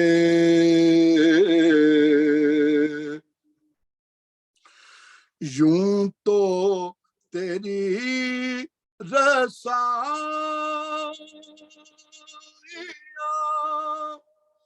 فرش سے عرش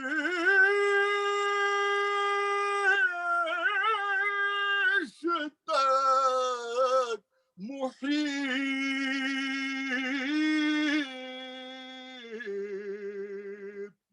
یوں تو تیری رسائیاں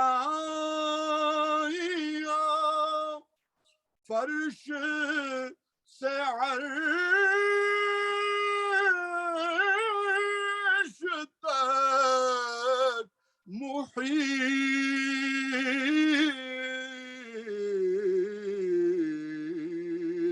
میں نے تو اپنے دل میں بھی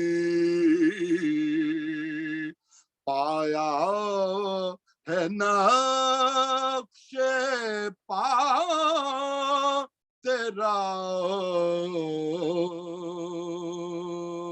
دل میں اترتے حرف سے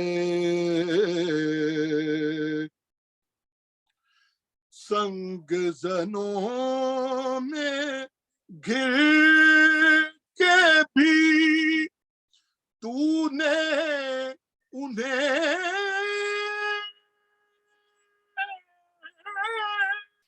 دعا ہی دی،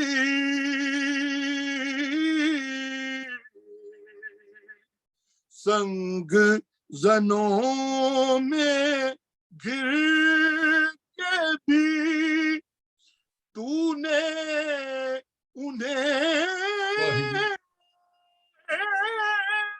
دعا ہی دی،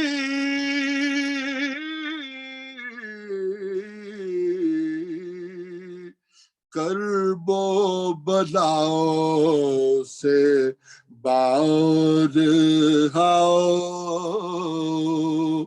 گزرا ہے قافلہ تیرا، دل میں اترتے حرف سے مجھ کو ملا پتا تیرا، معجزہ حسن صوت کا زمزمائے صدا تیرا، دل میں اترتے حرف سے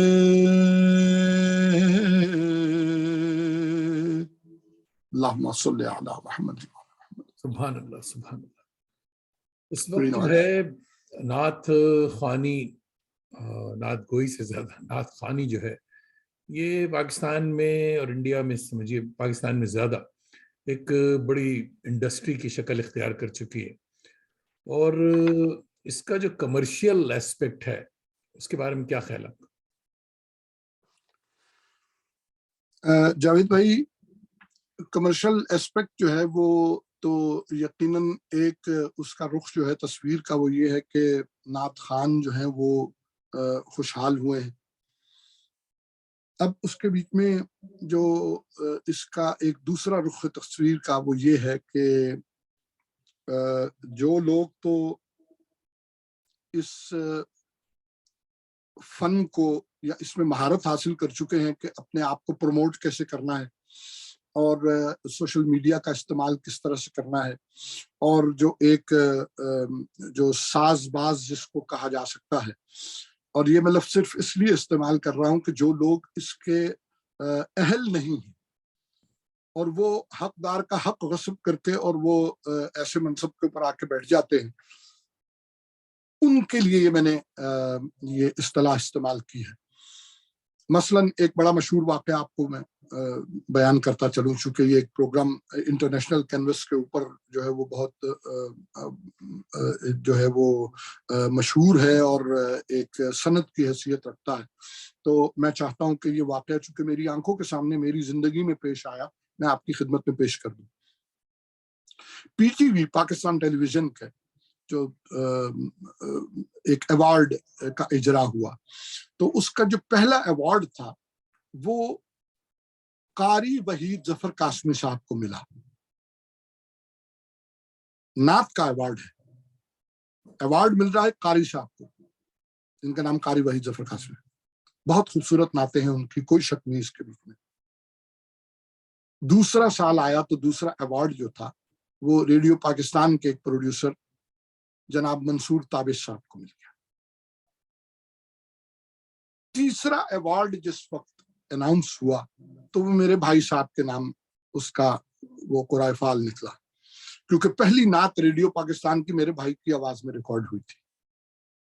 تو تیسرا نمبر جو تھا وہ ان کو ملا. اب یہ میں آپ کو ایسا واقعہ بتا رہا ہوں کہ جس کے بیچ میں ہزاروں کی تعداد میں لوگ شامل ہیں اور یہ لائیو ٹیلی کاسٹ ہوا. تو جب میرے بھائی کا نام لیا گیا تو میرے بھائی نے معذرت کی وہ ایوارڈ حاصل کرنے سے، اور انہوں نے برملا یہ مائک کے اوپر کہا، اور اس وقت ضیاء الحق صاحب موجود تھے، پریزائڈ کر رہے تھے اس سیرمنی کو، کہ اس ملک کے بیچ میں نعت کی داغ بیل ڈالنے والا محمد اعظم چشتی بستر مرگ پہ ہے، اور اس کی اس حالت کے بیچ میں منظور الکونین یہ ایوارڈ ایکسپٹ کروں، ہرگز ممکن نہیں. واہ. یہ کہہ کے وہ اسٹیج سے نیچے اتر گئے. تو یہ ایک ایسا دردناک میں نے آپ کے سامنے واقعہ پیش کیا ہے کہ جس کے بیچ میں حقدار کی حق تلفی، اور یہ نہیں کہ محمد اعظم چشتی صاحب خدا نہ خواستہ اس بات کے اوپر کوئی وہ ان کی زندگی کا انحصار تھا یا ان کے کیریئر کا انحصار تھا کہ وہ اگر ایوارڈ نہ دیا جاتا تو پتہ نہیں کیا ہو جاتا. ان کی جوتیوں میں خاک کے ذرے کے برابر تھے ایسے ایوارڈ. میں نے جو ان کی جو جلسوں کے بیچ میں ایک واحد نعت خواں ایسے ہیں محمد اعظم چشتی علیہ رحمہ کہ جن کی خاطر میں نے مجمع کو امٹتے ہوئے دیکھا. لوگوں سے پوچھا آپ کہاں جا رہے ہیں؟ انہوں نے کہا جی اعظم چشتی نعت پڑھنے لگا ہے. یہ میں گاؤں دیہات کی بات کر رہا ہوں، قصبوں کی بات کر رہا ہوں. تو ان کے لیے یہ ایوارڈ پی ٹی وی کے اور یہ چیزیں، لیکن میں یہاں پہ جس چیز کو ہائی لائٹ کر رہا ہوں کہ وہ لوگ جن لوگوں نے اس کے بیچ میں اپنی زندگیاں صرف کر دی، ان لوگوں کی حق تلفی کر کے پھر کچھ لوگ ایسے آ کے آپ کے سروں پر سوار ہو جاتے ہیں جو کہ جن کو کہ دوسرے لفظوں میں دنیاوی طور پہ کاریگر کہا جاتا ہے، اور وہ آ کے پھر وہ آپ کے سروں پہ مسلط ہو جاتا ہے، تو پھر کیوں نہ آپ کے سامنے پھر وہ گانوں کی طرزوں میں اور پھر وہ مطلب ہے کہ ایسی چیزوں کو جو ہے وہ ری ریکارڈ کر کے ریپروڈیوس کر کے لوگ پیسے بنا رہے ہیں۔ جس نے بیچارہ جو اوریجنل تھا وہ بیچارہ اس دنیا سے چلا گیا، فقر و فاقہ مستی کے بیچ میں وہ تو اس دنیا سے بیچارہ اپنا وقت پورا کر کے چلا گیا، لیکن پیسہ کون بنا رہا ہے؟ عاطف اسلم بنا رہے ہیں وہ اپنا، اور آپ جتنے بھی اٹھا کے بھی اس وقت دیکھ لیجئے جو ٹی وی کے اوپر پروڈکشنز ہو رہی ہیں، اس کے بیچ میں پاپ سنگرز جو ہیں وہ ان چیزوں کو ریپروڈیوس کر کے اور ان کا توتی بول رہا ہے، اور اس میں جو حقدار ہے اس کی حق تلفی ہو رہی ہے، اور انان حکومت جو ہے ان کو اپنی موج مستیوں سے ہی فرصت نہیں ہے، اپنے اللہ تعالیٰ سے فرصت نہیں ہے، وہ اس کی طرف کیا نظر کرم فرمائیں گے، اور اداروں کے اوپر ایسے لوگ مسلط کر دیے جاتے ہیں کہ استغفر اللہ توبہ نعوذ باللہ، ان کے سامان میں سے جو چیزیں برآمد ہوتی ہیں وہ اللہ المان والحفیظ منصور تابع صاحب فوت ہو گئے، اللہ ان کی مغفرت فرمائے، وہ جب ان کو یہ ایوارڈ ملا تو اس کے تقریباً 6 مہینے کے بعد ایک جوئے کے اڈے سے گرفتار ہوئے، ایک جوئے کے اڈے کے اوپر چھاپا پڑا تو وہ پتہ لگا کہ وہ تھانے کے بیچ میں موصوف بھی وہاں پہ وہ شوق فرما رہے تھے۔ تو یہ ایک بہت بڑا المیہ ہے کہ اس کے بیچ میں باقاعدہ طور پہ جو ادارے ہیں ان کو اس کے بیچ میں اپنا حصہ ڈالنا چاہیے، اور ان کو ایسے انسٹیٹیوشن ہوتا تھا، ریڈیو پاکستان ایک انسٹیٹیوشن ہوا کرتا تھا، اس میں سے لوگ نکلے اور لوگوں کو مطلب ہے کہ تلفظ ادائیگی میں، مجھے کچھ لوگ کہتے ہیں جی کہ آپ کی ادائیگی بہت اچھی ہے، تلفظ بہت اچھا ہے، تو یہ میرے بھائی کی جوتیوں کا صدقہ ہے، میں نے ان کو دیکھا ہے بچپن سے، میرے والد صاحب نے مجھے بچپن میں جو اردو کا نصاب پڑھایا ہے، اور انہوں نے جو اس کے اوپر میری تھوڑی سی ہم نے ڈانٹ بھی کھائی، مار بھی کھائی، تو وہ اس وقت کام آ رہی ہے۔ اب ہے تو ایک بڑی عجیب و غریب سی بات، مطلب ہے کہ وہ میرا نام جو ہے وہ ڈرامہ آرٹسٹ کے بیچ میں بھی لیا جانے لگا، تو اب وہ لوگوں کو میں کیا بتاؤں کہ وہ ہمارے جاوید دانش بھائی یا سید امیر جعفری صاحب اگر میری زندگی میں موجود نہ ہو تو بھائی میرے ندیم شاہ کون سا ڈرامہ آرٹسٹ ہے، تو یہ تو اب لوگوں کو میں کیا بتاؤں کہ اس کے اوپر کتنی مغز کھپائی جاوید دانش صاحب نے فرمائی، جبکہ مجھے وہ مرزا غالب ڈرامے میں جو ہے وہ کردار دیا گیا، اور اس کے بیچ میں جو کلام دیا گیا، اور پھر اس کی ادائیگی کہ چلنا کیسے ہے، رفتار کیا ہونی چاہیے، دیکھنا کس طرف ہے، مڑنا کیسے ہے، اور جو ہے وہ بادشاہ کے حضور میں دربار میں پیش کیسے ہونا ہے، اس کو مخاطب، اب یہ میری تو فیلڈ نہیں تھی، لیکن یہ تو آپ نے مہربانی فرمائی کہ وہ مجھے، تو مقصد بیان کرنے کا یہ ہے کہ جب انسٹیٹیوشن ہوگا نا، اور جب ٹیچر ہوگا، اچھا پروفیسر ہوگا، تو آگے سے جو پروڈکٹ نکلے گی وہ بھی بہت اچھی نکلے گی، کیونکہ وہ پالشڈ ہوگی، اور وہ اس میں وہ باقاعدہ سیکھی پوچھی ہوئی ہوگی، اس کو اس بات کا ادراک ہوگا کہ میں نے اب یہاں پہ اگر مجھے یہ رول مل گیا، تو ایک بچہ ایک مقابلے کے بیچ میں نعت پڑھنے کے لیے آیا، تو وہ میلے قسم کے جاگر پہنے ہوئے وہ بڑے مزے سے چڑھا، اور چڑھ کے وہ اس نے نعت پڑھ دی مائک کے اوپر۔ اب جب وہ نیچے اترا تو میں نے اس کو پہلے گلے سے لگایا، اس کے سر پہ بوسہ دیا، میں نے کہا بیٹا بہت اچھی نعت پڑھی آپ نے۔ جیب میں میرے ایک کینڈی تھی، میں نے اس کو کینڈی دی، وہ اس کی پسندیدہ کینڈی بے شک نہ بھی ہو، لیکن چونکہ مٹھائی مل گئی اس کو، تو اس نے ایک دم سے دیکھا اس کو کھول کے کہ انکل نے ٹافی دی ہے، تو اس کا مطلب ہے میں نے بہت اچھی نعت پڑھی۔ اس کے ساتھ ہی میں نے اسے کان میں سرگوشی کی، میں نے کہا بیٹا آئندہ کے بعد جب کبھی بھی آپ نعت پڑھنے کا موقع ملے، بیٹا جوتے ضرور اتار دینا۔ واہ! بچے نے میری طرف دیکھا ایسے کر کے، تو میں پیچھے ہٹ گیا۔ اس کے والد صاحب آئے، انہوں نے بچے سے پوچھا کہ یہ کیا کہہ رہا تھا تمہیں یاد؟ اس نے کہا کہ انکل نے مجھے ٹافی دی ہے، اور انکل کہہ رہے تھے کہ بیٹا یہ نیکسٹ ٹائم جب نعت پڑھو تو جوتے اتار دو۔ آپ یقین کیجئے کہ وہ ان کے والد جو تھے وہ پروگرام کے اختتام تک وہ میرا شکریہ ادا کرتے رہے کہ اللہ آپ کو سلامت رکھے، آپ نے میرے بچے کو کتنی اچھی تعلیم دی۔ بڑی بات، بالکل بڑی بات۔ صاحب حق کی اور پالیٹکس کی بات ہو رہی ہے. ایک واقعہ، میں بھی کوئی غیبت نہیں، کیونکہ جن دو حضرات جی سے جی میں بات کرنے جا رہا ہوں وہ دونوں کوچ کر گئے. اللہ دونوں کی مغفرت فرمائے اور غریق رحمت کرے. قاری بھائی ظفر قاسمی صاحب سے میں ملا ہوں، میں جانتا ہوں ان کو، اور اس حوالے سے جانتا ہوں کہ جس نعت نے ان کو شہرت بخشی وہ نعت جو تھی زہ مقدر حضور حق سے سلام آیا پیام آیا. یہ جی نعت جو ہے یہ ہمارے اولین استاد اور ہمارے پھوپا، حقیقی پھوپا علامہ یوسف قدیری صاحب کی نعت ہے یہ.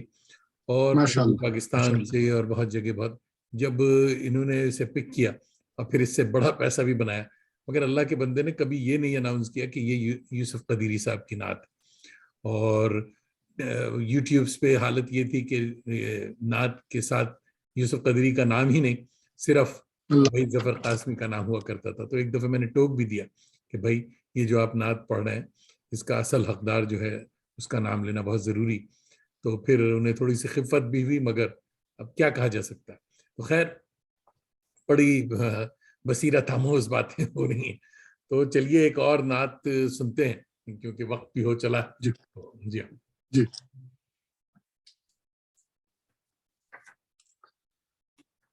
اے رسول امی خاتم المرسلین،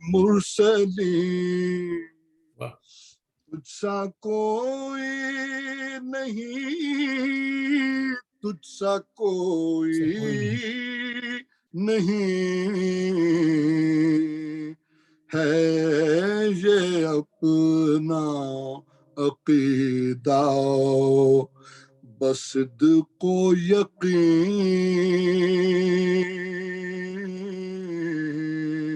ہے یہ اپنا عقیدہ بس صدق و یقین. تجھ سا کوئی نہیں، تجھ سا کوئی نہیں اے رسول امی خاتم المرسلین، خاتم المرسلین.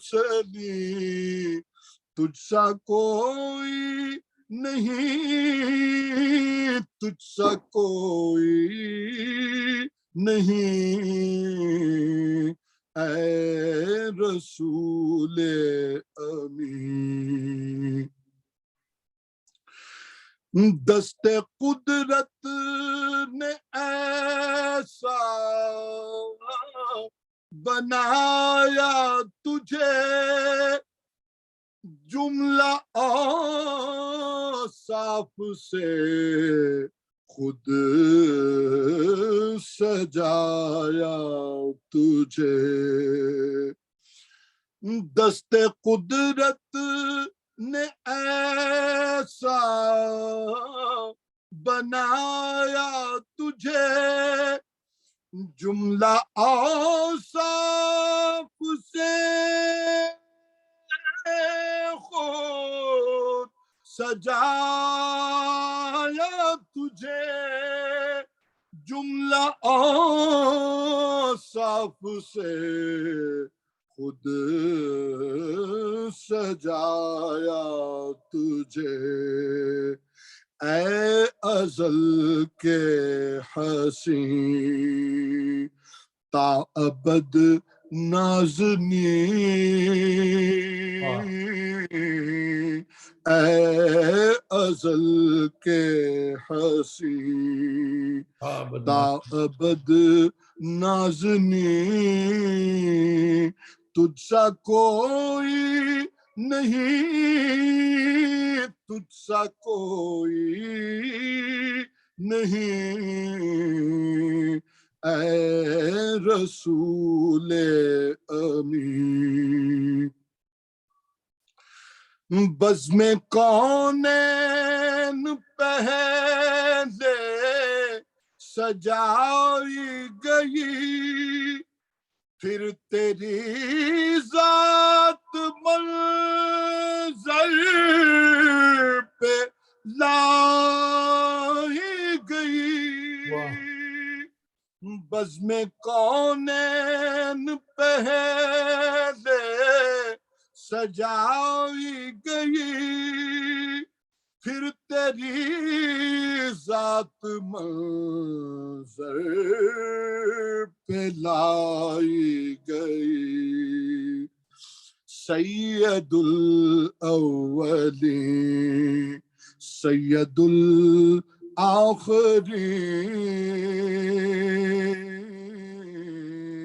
سید الاولین سید الآخرین،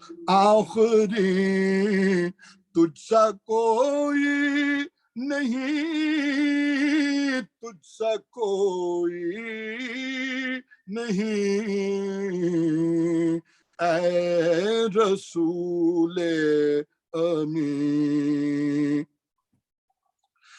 اے سراپا نفیس انفس دو جہاں، سرور سروراں دلبر عاشقاں، اے سراپا نفیس انفس دو جہاں، سرور سروراں دلبر عاشقاں، سرور سروراں دلبر عاشقاں، ڈھونڈتی ہے تجھے میری جان حزین، ڈھونڈتی ہے تجھے میری جان حزین، تجھ سا کوئی نہیں، تجھ سا کوئی نہیں، اے رسول امین، خاتم المرسلین، تجھ سا کوئی نہیں، تجھ سا کوئی نہیں، ہے عقیدہ یہ اپنا بس صدق و یقین، ہے عقیدہ یہ اپنا بس صدق و یقین، تجھ سا کوئی نہیں، تجھ سا کوئی نہیں، اے رسول امین۔ بھائی سبحان اللہ سبحان اللہ۔ ندیم بھائی آپ ویڈیو آپ کا آف ہو گیا، اور اچھا ٹھیک ہے ٹھیک ہے جی، سبحان اللہ سبحان اللہ۔ وقت کا اندازہ نہیں ہوا، جی تو چاہ رہا ہے کہ یہ پروگرام چلتا رہے اور ہم اسی طرح آپ کی نعتیں سنتے رہیں، مگر اب ہمارے پروگرام کا وقت ہوا چاہتا ہے۔ تو محترم سید ندیم شاہ صاحب، میرے جگر بھائی جانی، آپ کا صمیم قلب سے شکریہ کہ آپ نے نہ صرف اپنا قیمتی وقت دیا بلکہ ہمارے علم میں مزید اضافہ کیا، اور بڑی اچھی باتیں ہوئیں۔ صرف نعت کے جو پروگرام ہوتے ہیں اس میں اکثر لوگ صرف نعتوں کی فرمائش کرتے ہیں، نعت خواہ نعت سنا دیتے ہیں، مگر جو بیک گراؤنڈ اور جو سفر کی بات ہم نے کی، آپ کے سفر ماشاءاللہ بہت ہی کامیاب اور بہت اچھا تھا، اور میرے خیال میں چلتے چلتے اگر کوئی کمنٹ آپ کرنا چاہیں تو وہ بتائیں، تو پھر اور تھوڑی سی بات میں کروں گا۔ میں سب سے پہلے تو تہ دل سے آپ کا ممنون و مشکور ہوں. آج ماہ مبارک رمضان تو ہے ہی ہے، لیکن 15 رمضان المبارک آج ظہور پر نور تشریف آوری حضرت امام حسن مجتبیٰ علیہ السلام ہیں، جو کہ واہ نوجوانان جنت کے سردار ہیں اور پنجتن پاک کی ایک نوخیز کلی ہیں. واہ آج ان کا ظہور مبارک کا دن ہے، اور واہ میری دل سے یہ آنکھوں میں آنسوؤں سے یہ دعا ہے کہ اللہ تبارک و تعالیٰ آپ کو ہمیشہ سلامت و شاد و آباد رکھے، آمین صحت و تندرستی کے ساتھ، آمین اور آپ کے خانوادے پر بھی اپنی رحمت برکتیں ہمیشہ جاری و ساری رکھے، ہر قسم کے شر سے، بلا سے، آفت سے محفوظ فرمائے، آپ کے مرحومین کی مغفرت فرمائے کہ آمین آپ نے مجھے اس قابل سمجھا کہ میں آپ کے روبرو بیٹھ کے کچھ نذرانہ عقیدت پیش کر سکوں، اور اس ثواب کا آپ نے مجھے مستحق قرار دیا، اس عبادت کا موقع فراہم کیا. اللہ تبارک و تعالیٰ آپ کو ہمیشہ سلامت و شاد و آباد رکھے. آمین ثم آمین. دوستوں، آپ سب کا بھی فردن شکریہ کہ ہر ہفتہ شنبہ کی شب آپ ہماری آوارگی کو وقار بخشتے ہیں، ساتھ اپنی محبت اور دوستی کا بھرم بھی رکھتے ہیں. اپنے عزیزوں، احباب کو بھی، کبھی کبھی سسرال والوں کو بھی آوارگی پہ مائل کیا کریں، اور ہمارے یوٹیوب چینل کو سبسکرائب بھی کروایا کریں کہ دل سے دل کو راہ ہوتی ہے، اور چراغ سے چراغ جلے تو تعدیر روشنی رہتی ہے. اور اس کے ساتھ ہی آج کی اس پرنور محفل سے ہم رخصت چاہتے ہیں کہ اب تو جاتے ہیں بت کدے سے میر، پھر ملیں گے اگر خدا لائے. خوش باش. بڑی بات.